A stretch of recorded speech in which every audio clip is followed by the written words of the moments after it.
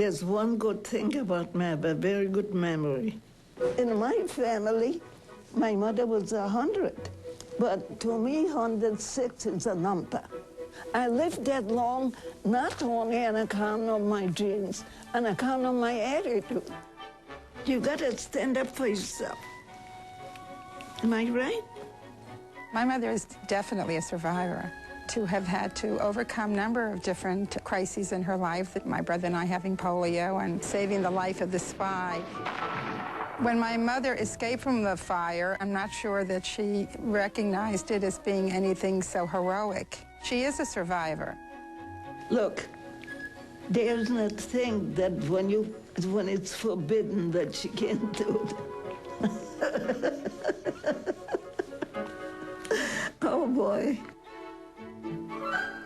When I retired and I knew how to paint a little bit, that was my best satisfaction. I look at it, I like it. It's mine. Isn't that nice? That's a good one. I give away a lot now. I don't want to sell, they already give it to my children to be remembered by.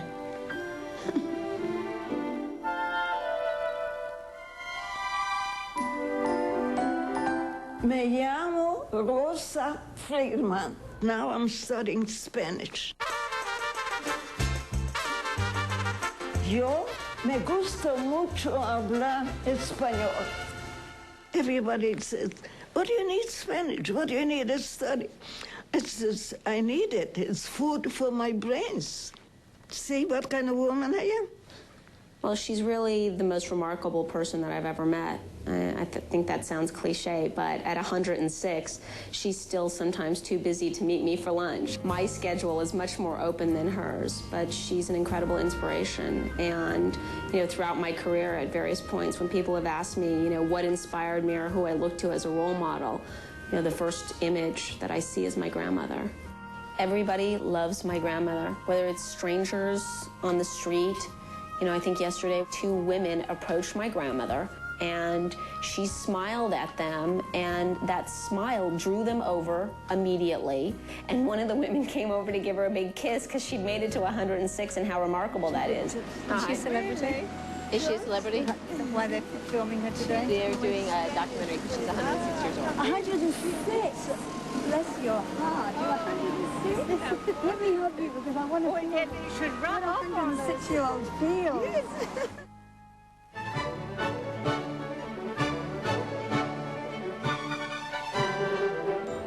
I remember my childhood, of course. We lived in Europe, in Vienna, and we were never poor, just comfortable.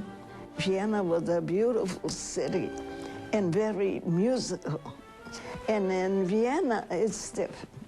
Can't compare Los Angeles with Vienna. Here, if an American girl, no matter where she goes, she's on top. She's attractive, right? She's with the time. So, give me an American girl anytime.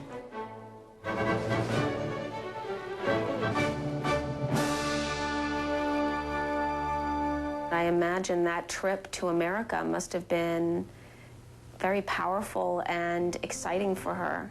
Again, she was coming to a new place, to discover new people and a new culture. I was 15 when I came. And when we seen the statue, the whole ship, everybody was happy, open eyes. Oh, it was something. They read a lot about it and heard about it. And now they're in the United States. So it was like a miracle. We were longing for this place that we had seen in a postcard or a photograph. Looked like a dream. We were tired, we were weary, smiling in our souls. We're leaving all we knew far away for a new home. Everything that she loves to do and has continued doing throughout her entire life must have been, started at that point as a very young woman. Everything was like a new world, and I loved it. We all were very happy. in New York, they were dancing in the street. That freedom I like.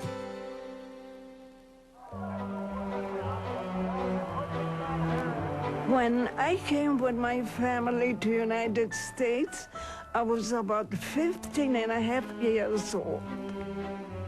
My brother said that America is for working people. I want to show that I'm real American, and I want to work like everybody else. And I went on my own, found a job, and I almost paid with my life.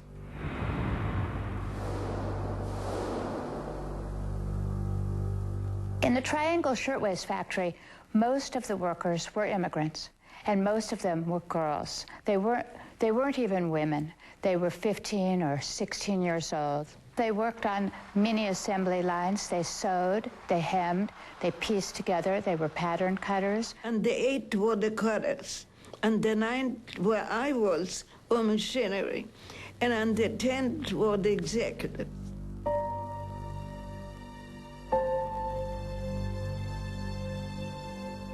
The presser, the cutter, the wringer, the mangle, the needle, the union, the treadle, the bobbin, the code. The infamous blaze at the Triangle Factory in 1911. 146 died in the flames on the 9th floor. No hydrants, no fire escapes. The witness in a building across the street who watched how a young man helped a girl to step up to the windowsill, then held her out away from the masonry wall and let her drop. And then another, as if he were helping them up to enter a streetcar and not eternity. The people were used and neglected. These factories were extremely crowded, very, very little space between the sewing machines. The doors were kept locked, the windows were kept closed.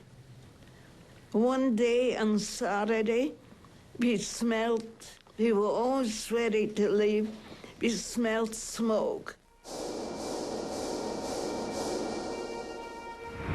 On March 25th, at about 4:55 in the afternoon, 1911, a fire broke out on the 8th floor of the Ash building. The fire quickly spread to the 9th floor, and you had shirtwaists hanging on wires all around the room, and scraps from the muslin and the various materials were all over the floor.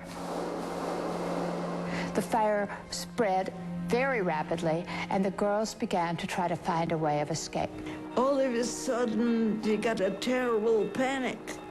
Everybody was running to the door. It was locked. Fire was streaming off of their bodies, and they rush out onto this fire escape, and it snaps because of the weight of all the girls. And unfortunately, 146 people died in that fire. They held hands and jumped out of windows. The street below was littered with bodies. Bodies were piled up. The fire trucks could barely get next to the building because of the bodies. Girls jumped onto sidewalk glass pieces. It was just this frightening spectacle. Girls in shirtwaists, which were aflame, went flying out of the building so that you saw these young women literally ablaze, flying out of the windows. I figured, I want to know what the executives are doing. And I ran towards the 10th floor. And when I came there, they saved themselves already. They knew to take the freight elevator up to the rooftop, but the girls did not. And what were they to do? I put my dress over my head, and I got myself on the roof. I met the firemen, and I had tears in my eyes. There was a distance from the roof to the top of the adjacent building. They had to hoist me up, and that's the way I got on the other side. And they brought me towards the stairs. I sat down on every stoop and cried till I was in the street. When I came in the street, here comes my father. He collapsed. He fainted. And I didn't go back to work anymore. I went to college. The Triangle Shirtwaist Factory fire has to be placed in context. It's one of those watershed moments in a society when the conscientious people in that society take note and say, wait, if this can happen, what kind of a society are we? And the very next day, you had cartoons, you had headlines, you had long stories in all of the papers about how truly hideous this was and what it meant about greed and about work conditions. That's the whole trouble of this fire. Nobody cares. Nobody. 146 people in a half hour? I have always tears in my eyes when I think of it. It should never have happened. The executives with a couple steps could have opened the door. What the heck are they better than the working people? It's not fair. Because material, money, is more important here than everything. That's the biggest mistake, that a person doesn't count much when he hasn't got money. What good is a rich man and he hasn't got a heart? I don't pretend. I feel it. It's terrible. I feel very bad about it.